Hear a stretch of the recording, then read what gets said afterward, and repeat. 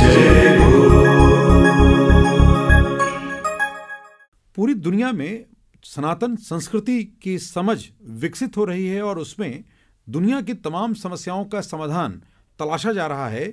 ये बात एक फलसफा नहीं बल्कि ये वास्तविकता है।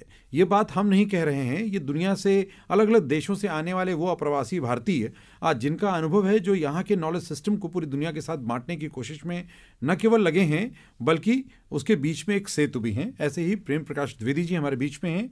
आप ऑस्ट्रेलिया में आजकल रह रहे हैं, वहाँ से भारत में आते हैं और यहाँ से और अनुभवों को बटोर कर और ऑस्ट्रेलिया में बांटते हैं।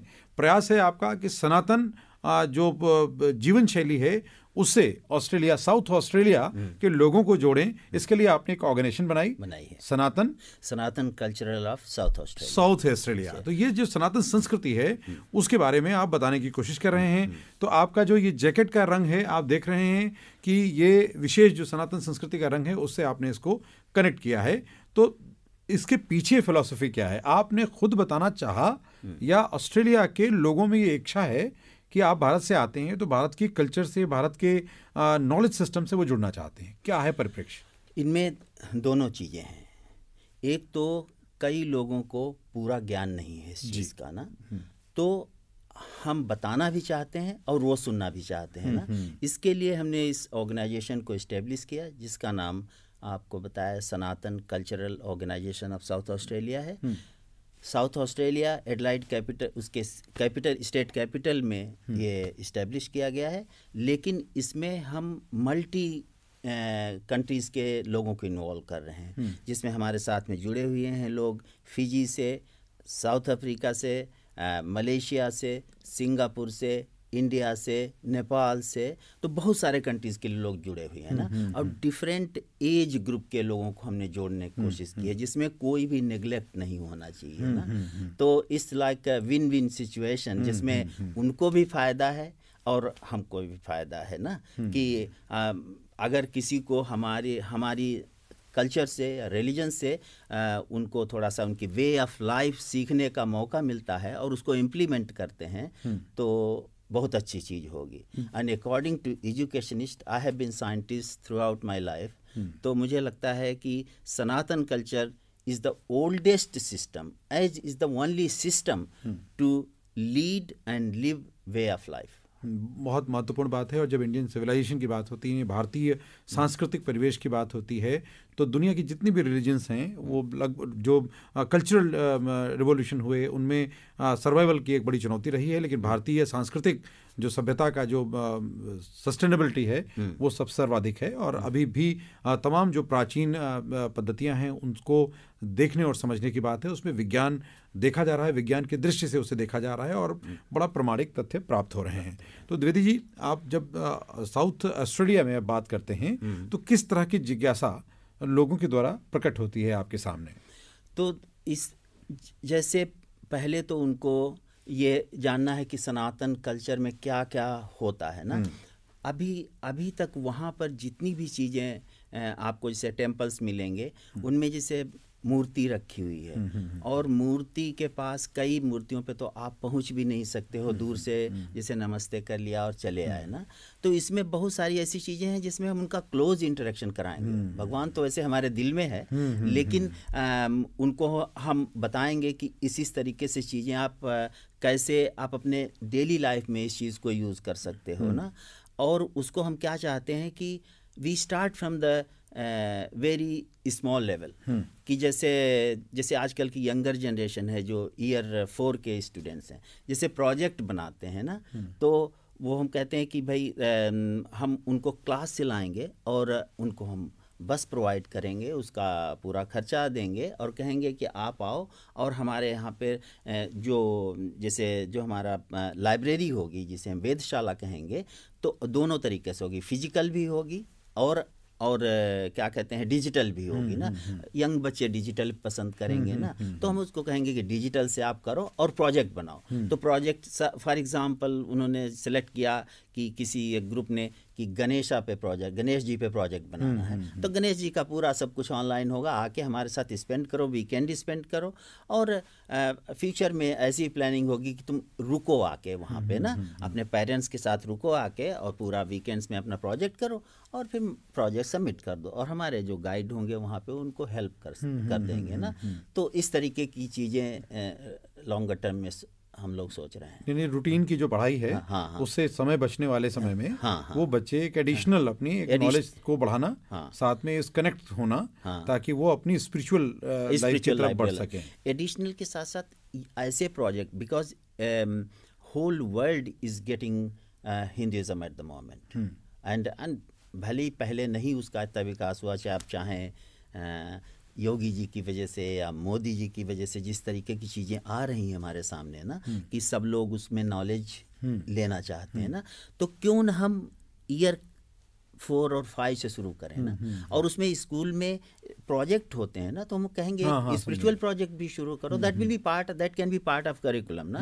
And since I am in the education sector, I am pretty sure they will be able to implement these things. We have to do efforts ना, तो this is our unique efforts, and we call is like I'm really impressed. It is unique project, and जिसमें काफ़ी लोग जो है उत्तर प्रदेश से involve हैं और गुजरात से इन्वॉल्व हैं, अभी जो बेसिक करने के लिए ना, इंडिया से, अदरवाइज नेपाल और जितने कंट्रीज हमने बताया, सबसे किसी से 2 किसी से 4 मेंबर्स इस तरीके से इन्वॉल्व है ना। बहुत से जो भारतीय जो यहाँ रहते हैं उनको लगता है कि जैसे ये सब तो हमारे जीवनचर्या का हिस्सा है, लेकिन जब वो दूसरी धरती पे होते हैं तो उसको रियलाइजेशन ज़्यादा होता है। जैसे हम फिजी के, सूरीनाम के, ट्रिनिडाद और टोबैगो के, मॉरिशस के लोगों को देखते हैं, तो वो उस धरती के साथ उनका कनेक्ट बहुत ज़्यादा है कि वो अपने, तो ये रीज़न क्या लगता है आपको? एक तो जब आप जो चीज़ आपके पास होती नहीं है वो ज़्यादा याद आती है। जब आप लखनऊ में रहते हैं तो आपको लगता है लखनऊ है, क्या करना है, हाँ ठीक है, लेकिन जब आप बाहर रहते हो तब ज़्यादा याद आता है। नंबर 1 चीज़ साइकोलॉजिकल रीज़न ये हो सकता है, आई एम प्रीटी श्योर ये वन ऑफ द रीज़न। और दूसरी चीज़ है कि वेस्टर्न कंट्रीज़ में मुझे ये लगता है, ऑस्ट्रेलिया में हम लोग फैमिली को बहुत इम्पोर्टेंस देते हैं, मतलब ऑस्ट्रेलिया में फैमिली को बहुत इम्पोर्टेंस है ना, तो उसमें क्या होता है कि फैमिली का सही ढंग से कैसे चलना चाहिए, दूसरा कल्चर भी साथ साथ में प्रिवेल कर रहा है, वो हर जगह दिखता है ना, तो फिर लगता है कि हमारा कल्चर भी बच्चों के दिमाग में आना चाहिए ना। तो इस तरीके की चीज़ें लगता है कि मतलब इस कल्चर से हम अपने बच्चों को करेंगे तो आई थिंक फ्यूचर में लाइफ अच्छी है ये, और उससे अच्छा रहेगा, कनेक्ट कर पाएंगे। ये बहुत ज़रूरी है। तो कैसे आप देख सकते हैं कि दुनिया के अलग अलग देशों में जो सनातन नॉलेज सिस्टम है उससे लोग जुड़ना चाहते हैं, और आप एक प्रोजेक्ट के तौर पर स्कूल्स में बच्चों को कनेक्ट कर रहे हैं, ताकि न केवल वो उससे जुड़ें बल्कि हर एज ग्रुप के लोग भी ऐसे जगहों को आप तैयार कर रहे हैं, ऐसे जहाँ न केवल मंदिर हो बल्कि यज्ञशाला और गौशाला और तरह का जो वाटिका है, जिसमें नक्षत्र वाटिका की बात है कि तमाम तरह की हमारे यहाँ जो औषधीय परंपरा के तौर पर औषधियाँ हैं उनको उपयोग में लाया जाता है, या उनसे एक शोधन की प्रक्रिया है उससे जोड़ा जाता है। तो क्या है पूरा कॉन्सेप्ट क्या है, और अभी कहाँ कहाँ आप प्रयास कर रहे हैं कि ऐसा हो? तो अभी तो इनिशियल स्टेज पे साउथ ऑस्ट्रेलिया एडलाइड में है ना, तो उसमें क्योंकि प्रोजेक्ट हम काफ़ी बड़ा सोच रहे हैं, 4-5 एकड़ का प्रोजेक्ट सोच रहे हैं, तो उसमें गवर्नमेंट को, जैसे जो लोकल गवर्नमेंट कहलाती है, जैसे यहाँ पे काउंसिल होती है, तो उनको इन्वॉल्व कर रहे हैं, so that we can have big land. City के अंदर तो मिलना मुश्किल होगा। एंड दूसरी चीज़, whenever you develop such project then it's always balance of money as well ना, कि फर्स्ट स्टेज में क्या होगा कि एक जैसे अगर हमारा पहले हनुमान मंदिर बन जाता है, उसकी वर्शिपिंग शुरू हो जाती है, लोग आना शुरू हो जाते हैं, तो उसके पहले हमें बहुत सारी चीज़ें शुरू करनी, ग्राउंड, पार्किंग, टॉयलेट एंड ये सब चीज़ें शुरू करेंगे जो ज़रूरी बिजनेस है, and whatever the regulatory environment permits us, तो people are involve there, project managers, जो आपके जितने भी जो लोग उसमें इन्वॉल्व हैं, वो कि हम फर्स्ट स्टेज में क्या कर सकते हैं उसका पूरा डिज़ाइन बन चुका है, एंड फिर सेकेंड स्टेज में हम क्या करेंगे, फिर थर्ड स्टेज में क्या करेंगे। तो this is like a 7 to 10 years project, but first the 3 years, next 3 years we will मंदिर हमारा शुरू हो जाएगा। ये बहुत महत्वपूर्ण है और इसके बारे में और इसके जो बहुआयामी पक्ष हैं उन पे भी बात करेंगे। ये भी बात करेंगे कि जो दुनिया के तमाम देशों में, खास करके ऑस्ट्रेलिया में आप काम कर रहे हैं, लेकिन और भी जो सोसाइटी है उसके साथ में अन्य देशों को जोड़ रही है, तो किस तरह के और विस्तार हो रहे हैं और किस तरह के वहाँ के समाज कनेक्ट हो रहे हैं और आगे संस्कारों के साथ क्या कुछ शेयर किया जाना है। लेकिन एक छोटे से अंतराल के बाद जल्द लौटते हैं और बात करते हैं रेडियो जयघोष में आज के कार्यक्रम विमर्श में कि ऑस्ट्रेलिया जैसे देश में जहां परिवार को महत्व दिया जाता है और हमारे पारिवारिक संस्कृति जो भारत की रही है, उन दोनों के बीच में क्या मूलभूत तत्व हैं जो हमको जोड़ते हैं।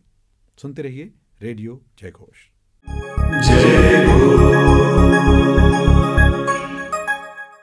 एक बार फिर आपका स्वागत है। आप सुन रहे हैं रेडियो जयघोष। मैं हूं राधेश्याम दीक्षित और आप सुन रहे हैं कार्यक्रम विमर्श, जिसमें आज हमारे साथ हैं प्रेम प्रकाश द्विवेदी जी। ऑस्ट्रेलिया से भारत लौटे हैं और ऑस्ट्रेलिया ने सनातन संस्कृति के विकास के लिए, उससे लोगों को जोड़ने के लिए, उसके मूलभूत तत्वों से लोगों को परिचय कराने का प्रयास कर रहे हैं और ऑस्ट्रेलिया में इस तरह की कोशिशों को अंजाम दे रहे हैं और एक बड़े सपने के साथ आगे बढ़ रहे हैं। द्विवेदी जी, ये तो हो गए मंदिर और अवसंरचना क्या होगी, जो ढांचा होगा उसकी बात होगी। अब इसमें आप क्या क्या नॉलेज शेयर करना चाहते हैं, क्या क्या आपने आइडिएट किया है या इसमें क्या क्या कंटेंट जुड़ रहा है? तो जैसे हमने आपको ये बताया कि टेम्पल्स होंगे, तो 5 टेम्पल्स बनेंगे एंड उसके साथ साथ में हमारी यज्ञशाला होगी, which will be devoting specially for yagyashala, गौशाला होगी एंड फिर एक हमारा हॉल बनेगा बड़ा सा ना, उसमें जितने आपके कल्चरल प्रोग्राम्स होंगे, डिजिटल प्रोग्राम भी किए जाएंगे कभी कभी, और जो फिजिकल लोग जैसे यहाँ से जाते हैं, एक्टिविटीज़ यहाँ इंडिया से जाते हैं एंड उनको कभी प्रोग्राम कराना है तो उनको कराएंगे। और जो हमारे लोकल जो बच्चे होंगे उसमें ऑस्ट्रेलियन बच्चे, वाइट बच्चे भी होंगे और अपने कॉकेजियन बच्चे कहेंगे उनको, वो टर्मिनोलॉजी वाइट नहीं सही है, बट कॉकेजियंस बच्चे होंगे, अपने इंडियन बच्चे होंगे और उनको हम जैसे डांसेस सिखाना एंड वोकल कराना और आरती की क्या इम्पोर्टेंस है, छोटी छोटी चीज़ें जैसे सरस्वती जी की क्या इम्पोर्टेंस है। जैसे अभी हमारा एक प्रोग्राम 28 जनवरी को हो रहा है, वहाँ पे हमारी टीम पूरी कर रही है, तो उसमें कि सरस्वती वंदना, सरस्वती जी की क्या इम्पोर्टेंस है आपकी लाइफ में, एजुकेशन जो आप डेवलप करते हो, तो इस तरीके से हम उन लोगों को इन्वॉल्व करेंगे, इन्वॉल्वमेंट ज़्यादा करेंगे लोगों को ना, बताने से ज़्यादा इन्वॉल्वमेंट ज़्यादा करेंगे। और जो सनातन संस्कारों की बात है, सनातन संस्कृति की बात है, वैदिक परंपराओं की बात है, तो उनमें भी जो भी गतिविधियाँ हैं वो वैज्ञानिक दृष्टिकोण से उनको विकसित किया गया है ताकि उसके परिणाम न केवल ब्रह्मांडीय स्तर पर बल्कि आपके नक्षत्रों के तालमेल में, आपके दैनिक दिनचर्या में भी आपको प्राप्त हों और साथ में आपके आसपास का वातावरण सकारात्मक ऊर्जा से पोषित हो, ये लक्ष्य है। तो इसके साथ में अगर हम कुछ वैज्ञानिक स्तर पर ये आपसे अपेक्षा करें कि आप हमारे श्रोताओं को ये बताएं कि कुछ ऐसी चीज़ें जो ये इनिशिएटिव्स होते हैं उसके वैज्ञानिक एस्पेक्ट्स क्या क्या हैं, तो आप किन किन चीज़ों को उल्लेख करना चाहेंगे?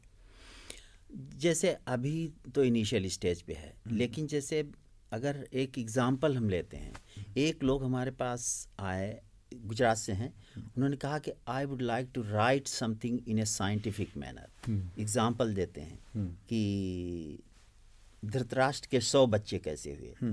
दिस मीन्स हो सकता है उस समय टेक्नोलॉजी थी, जो आज के टेस्ट ट्यूब बेबी होते हैं, उस तरीके की चीज़ें क्रिएट हुई हों।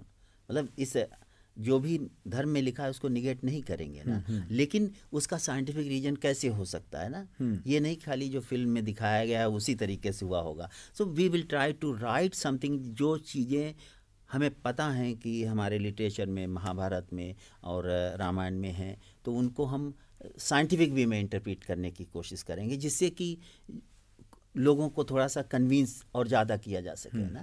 मतलब एवरीवन इज हैप्पी कि एवरीथिंग इज राइट ना, लेकिन फिर भी कुछ कुछ पॉइंट्स जो ऐसे हैं जो जैसे कहते हैं कि हम एकदम प्रूव नहीं कर पाते हैं, उनको इंटेलेक्चुअल तरीके से प्रूव करने की कोशिश करेंगे ना। बट उसके पहले हम सब लोगों से जैसे जुड़ना चाहते हैं, अगर कोई ऐसी चीज़ होती है जैसे आपसे जुड़ गए हैं आज से, तो हम फ्यूचर में हम आपको वहाँ इनवाइट कर सकते हैं। जो हमारा शुरू होगा या बुक होगी तो हम उस चीज़ को आपको दे सकते हैं, भाई आप इसको देखिए, और हमारे और लोग भी एडिटर्स होंगे वो देखेंगे। तो इस तरीके से बहुत सारी छोटी छोटी चीज़ें होंगी जो चॉक आउट हो रही है ना। बिल्कुल। हाँ। संघे शक्ति कलयुगे, अगर मिल करके संगठित होकर के कार्य किया जाए तो वो आज के कलयुग में प्रभावी होगा। कलयुग का प्रताप है कि जो कलयुग नाम आधारा, कलयुग में तो नाम भर लें तो भी आपको प्राप्ति होती है, पुण्य की प्राप्ति माना जाता है। लेकिन इसके पीछे ये है कि आप सकारात्मक होकर जो भी प्रयास करते हैं, लक्ष्य की ओर कदम रखते हैं, तो उसमें स्नेह धीरे धीरे बहुत से लोग जुड़ते चले जाते हैं, और तमाम जो सकारात्मक शक्तियां यानी सकारात्मक विचारों से लोग जुड़ते हैं तो कई हाथ हो जाते हैं और परिणाम बहुत व्यापक होता है। तो आपको बहुत बहुत शुभकामनाएं। चलते चलते हमारे भारतीय जो श्रोता हैं या हमारे ऑनलाइन प्लेटफॉर्म के जरिए दूसरे देशों के जो भी श्रोता जुड़ते हैं, सुनते हैं, उनको आप कोई मैसेज छोड़ना चाहते हो, आप बात रखना चाहते हो या कोई अपील करना चाहते हो तो ज़रूर आप करें। नहीं, मैं जो लोग इसको सुनेंगे इस प्रोग्राम से, उनको मैं ज़रूर अपील करना चाहूँगा कि आप हमसे जुड़ें और हमको आइडियाज़ दें। अगर कोई पॉसिबल चीज़ दिमाग में आती है, मनी हम नहीं मांगते हैं, ये क्लियर कह रहा हूँ कि मनी तो हमें कहीं से मिल जाएगा, लेकिन हमें साथ में जुड़ने वाले लोग चाहिए। और फिर इस तरीके से जो हमारा प्रोग्राम बनेगा आगे सब लोगों की हेल्प से, और तो बहुत अच्छा चलेगा। और आप जो भी इस प्रोग्राम को सुनता है और वो किसी तरीके से हमको हेल्प करने की, जैसे इंडिया में कोई नया ऑस्ट्रेलिया में कोई नया माइग्रेंट आता है, चाहे वो अमेरिका से आ रहा हो, नेपाल से आ रहा हो, यहाँ कहीं से भी आ रहा हो, अगर आता है तो शुरू में कोई ज़रूरत पड़ती है तो हम उसकी हेल्प करेंगे। अभी तो हम अपने पर्सनल लेवल पर हेल्प करेंगे, फ्यूचर में हम उनके जो इनिशियल न्यू माइग्रेंट्स होंगे उनके लिए हमने ये भी सोचा है कि एक 2 बेडरूम का फ्लैट या कुछ इस तरीके की चीज़ क्रिएट करेंगे, so that they can stay for 1 week और so, then and after that they can find out their own things. तो इस तरीके की चीज़ें दिमाग में हैं और आप लोग अच्छा विचार है, आपका विचार अच्छा है, आपको शुभकामनाएं। Thank you. और आपकी कोशिशें ऐसे ही परिवर्तन की दिशा में सफल हों, और बहुत से ऐसे जो माइंड लाइक जो लोग हैं वो आपके साथ जुड़ें, और जो सनातन संस्कृति है उसका बहुत व्यापक क्षेत्र है, उसमें अध्ययन करने की आवश्यकता है, जानने की आवश्यकता है। और संस्कृत में जो हमारे जो अलग अलग वाङ्मय हैं, अलग अलग शास्त्र हैं, उनमें बहुत कुछ है जिनको आम लोगों को आज के दौर में उसको समझना और उसका उपयोग करना अपेक्षित है। उसमें संस्कार भी हैं, 16 संस्कारों का अपना विज्ञान है, वो आपके जीवन में भी ज़रूरी हैं। हम आजकल रिचुअल्स के तौर पर ज़रूर उसको निभा लेते हैं, लेकिन अगर वैज्ञानिक उसके पक्षों को समझ कर करेंगे तो बेहतर परिणाम भी मिलेंगी और हम दूसरों को ठीक ढंग से बता भी पाएंगे। आप हमारे स्टूडियो में आए, आपको बहुत बहुत धन्यवाद, आभार। और आप ऑस्ट्रेलिया हो या दुनिया के तमाम देश, जर्मनी, रशिया, सब जगह इस दिशा में बहुत से ऐसे संगठित प्रयास हो रहे हैं और उसके सार्थक परिणाम भी मिल रहे हैं। आप सब यूं ही रेडियो जय घोष सुनते रहें और इसको लाइक करें, शेयर करें, सब्सक्राइब करें। और अगर आप किसी लाइव लिंक से हमें सुन रहे हैं तो आप हमारा मोबाइल ऐप ज़रूर डाउनलोड करें। गूगल प्ले स्टोर से आप रेडियो स्पेस जय घोष आप टाइप करें और उसे डाउनलोड करें। हमें आप हमारा इस लोगो को देख पाएंगे। और ये मोबाइल ऐप न केवल आपको हमारे पॉडकास्ट से जोड़ेगा, ऑडियो और वीडियो पॉडकास्ट से, बल्कि हमारे सारे डिजिटल प्लेटफॉर्म भी इस ऐप के साथ नीचे जुड़े मिलेंगे और आप कहीं भी, कभी भी, किसी भी जगह आप ऑनलाइन इसे सुनते रह सकते हैं। धन्यवाद, आभार। जय